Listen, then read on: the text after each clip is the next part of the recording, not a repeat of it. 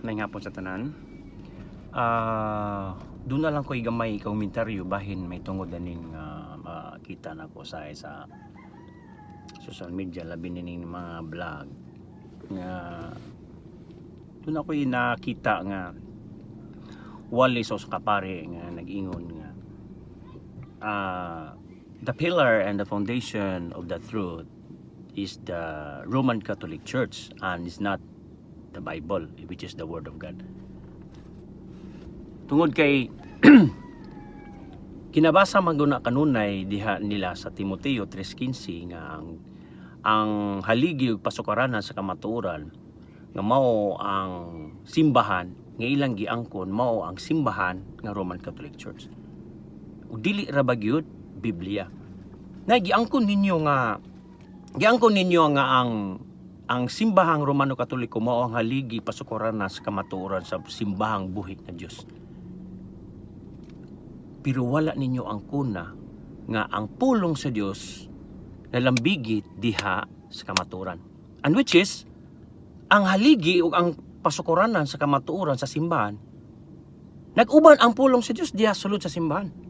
Ug mauna siya ang naghatag og pagkahaligi diha sa inyong simbahan o nahimo ni siyang pasukaranan diha sa kamatuoran kung naa diha ang pulong sa Dios. Nga mao ang kamatuoran.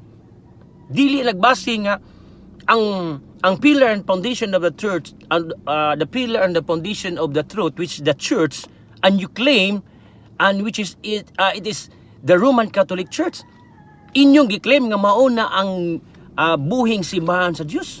No, ang pangutana giunsa ninyo pagsusi nga inyong simbahan buhi ang Dios o giunsa ninyo pagpakita pagpaila nga ang inyong gisimba nga buhi nga Dios diha sa inyong simbahan. Wala ko muhukom sa inyong pagsimba sa inyong Dios diha sa inyong simbahan. Pero akong pangutana, giunsa ninyo pagsimba ang buhi nga Dios nga atong gilagaran? Nga mao si Ginoong Hesus. Buhi ba gyud ang Dios nga inyong gisimba diha sud sa inyong simbahan? Nga niangkon mo nga kamo ang haligi og pasukaranan sa kamatuoran. Og inyo pag yung gi-deny, dunay ga-deny nga dili ang Biblia mo ang haligi og pasukaranan sa kamatuoran. So nahimo nga ang Biblia wala na malambigit sa kamatuoran. Now kanus ama nahimong haligi sa haligian pasukaranan sa kamatuoran ang usa ka simbahan kung wala diha ang Dios. Hinumduman nato mga higala igsoon nga sa wala pa ang simbahan, wala pa gisulti ngadto kang Hesus, ngadto kang Mateo nga inyong giangkon diha sa Mateo 16:18. Upon you, Peter, I will build my church. And who build the church? O nagiangkon niyo nga mo si Ginoong Kristo. Nga diin gihimo, gilihok ni Apostol Pedro. Na ang pangutana nga sige mo claim ni ana nga mga bersikulo nga kamo ang tinuod nga simbahan.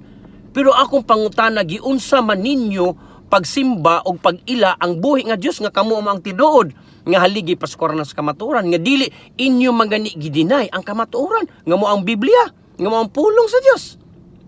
Hinumdumin ninyo wala pa matukod ang simbahan. Friends, hinumdumin ninyo wala pa matukod ang simbahan, ang pulong diha na. Unya inyong idinay nga mo ang pulong sa Dios. Taliwas kayo nga dili mo muangkon nga mo dili ang Biblia mo ang pasukuran ng pillar and the foundation which is the Bible. Dili ang Biblia. Tungod kay inyong gidinay nga dili mo igibasehan tungod kay inyong nabasa diha sa Timoteo 3:15, the pillar and the foundation of the truth which is the church, not the Bible. Gidugangan pa gininyo. Pero unsa man ang inyong gibasahan o inyong gibasihan na ng 1 Timoteo 3:15? Di mo nagbasihan na diha sa historical books ninyo? Sa inyong mga libro? Diha sa Biblia nga mao ang kamatuoran. Yang ano inyong manggidinay ang Biblia dili mao ang kalambigitan sa kamatuoran? Taliwas kay ninyo na. Ug inyong hinumduman nga ang pulong sa Dios wala pa masukod ang simbahan, ang pulong diha na. Mo nagiingon dinhi sa Juan 1:1. In the beginning the Word was made, and the Word was with God, and the Word was God. Unsa daw ang pulong mo ang Dios? Unya ang pulong nga mong Biblia inyong gidinay dili among kamatuoran. Unya nagbase ka sa Timoteo 3:15, Mateo 16:18, inyong giangko na nga mao na kamo nga simbahan. Unya inyong gidinay ang pulong sa Dios, dili man lang bigit sa kamatuoran. Giunsa man ninyo pag-angkon og insan giunsa man ninyo pag justify nga kamo mo ang simbahan nga haligi ka pasukaranan sa kamatuoran og kamo ang tinuod nga living church of God. Nga mismo gani ang pulong sis inyong gidinay. So mo na makita ninyo nga taliwa sa sulti ni Father Darwin Gitgano nga ang pillar and the foundation of the truth, which is the Roman Catholic Church. Yun sa niyo pagkahibalo gisulti din nga atong Pablo nga sulat niya katong Timothy, gisulti dito the Roman Catholic Church as the living church of God. No. Wala. Tungod kay kamoy ni angkon na lang 33 AD nga kamoy unang simbahan nga gitukod. Pero ang pangutana, nag-angkon mo tanan, inyo nang lang giangkon. Ang tanan ninyong pag-angkon diha sa kamatuoran. Pero isa ra jud kabutang nga wa ninyo angkona ang kaluwasan. Wa ninyo angkona ang kaluwasan nga mismo nagbuhat diha sa simbahan, buhi nga simbahan sa Dios nga mao si Kristo. Nga mao si Kristo mo ang pulong sa Dios, wala ninyo giangkon. No, kung makita nimo nga to sa 1 Timoteo 3:15-16, dunay contradiction ana. Higala igsoon. Nga pagpahimatuod ninyo unsa kadakong kapuslanan ang pulong sa Dios nga mao ang kamatuoran.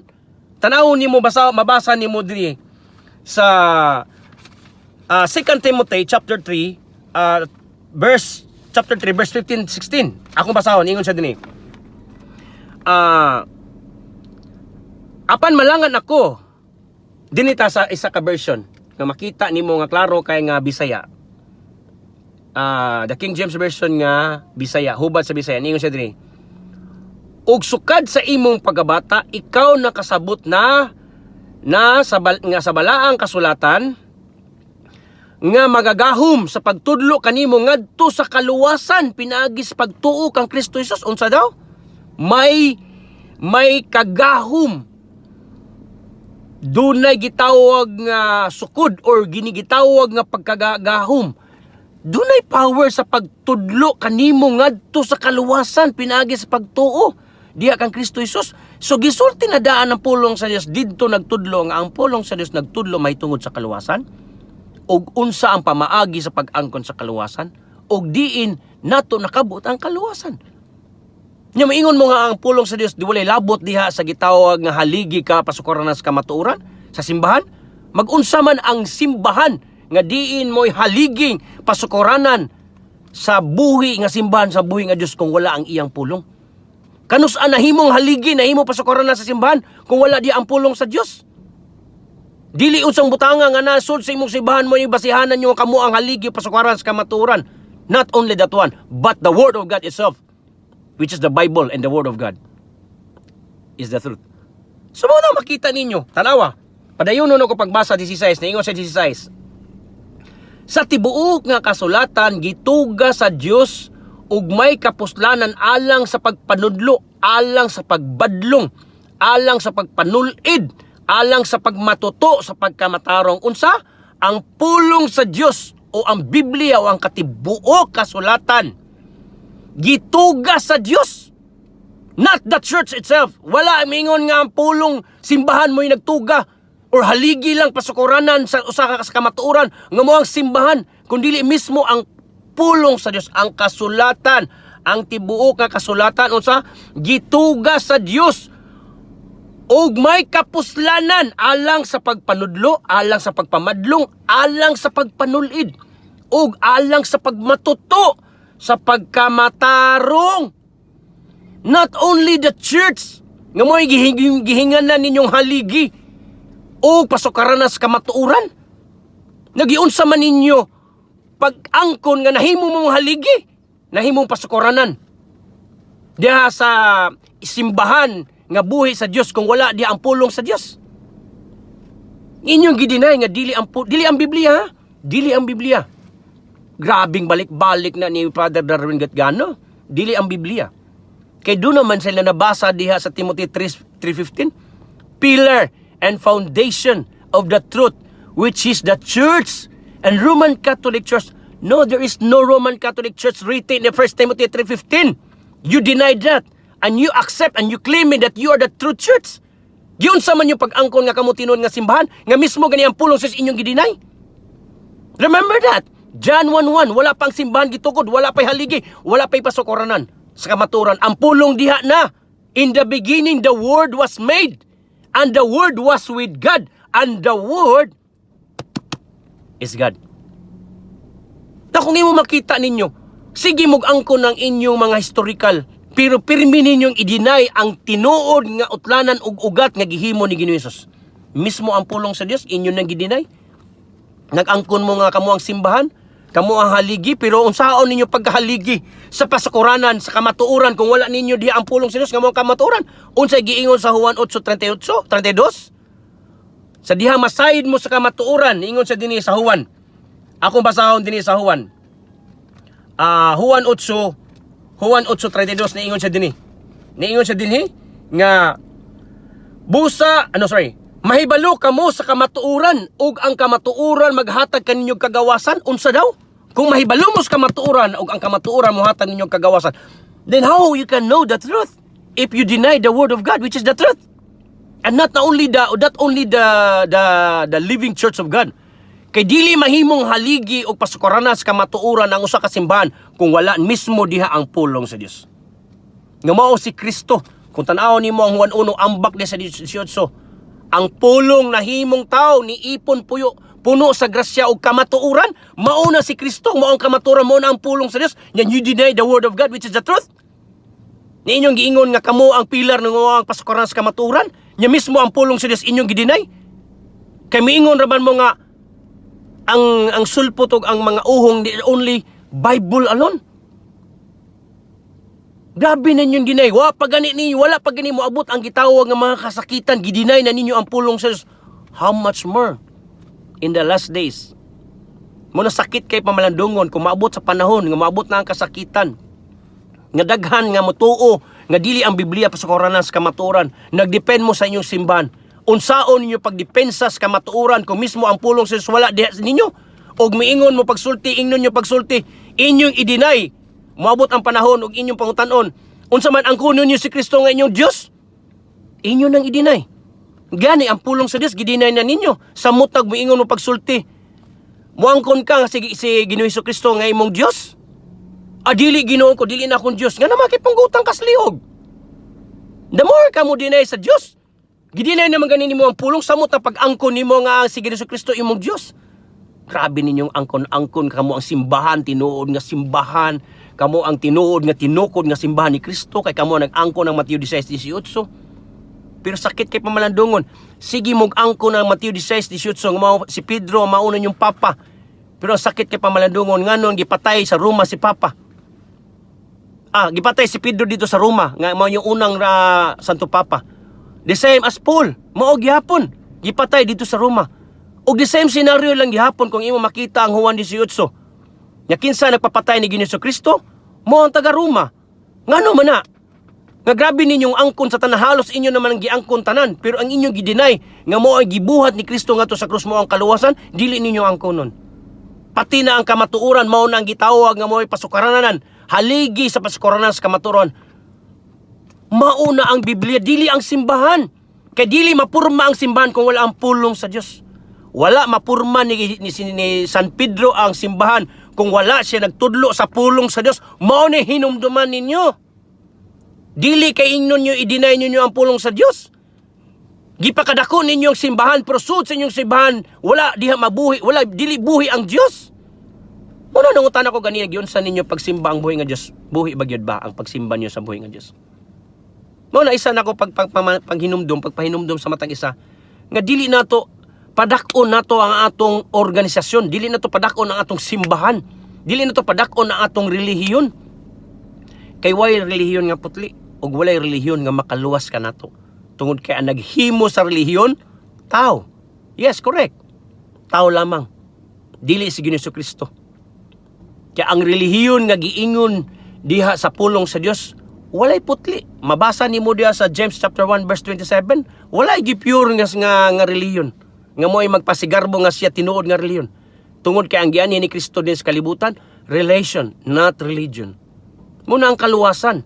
Muna miingon mo nga angkon mo kamo ang pillar and haligi o kapasukoran sa kamaturan, simbahan na Roman Catholic Church, unya dili niyo ang kunon nga mga pulong sus mo'y naghatag ninyo pagkahaligi sa usa ka simbahan.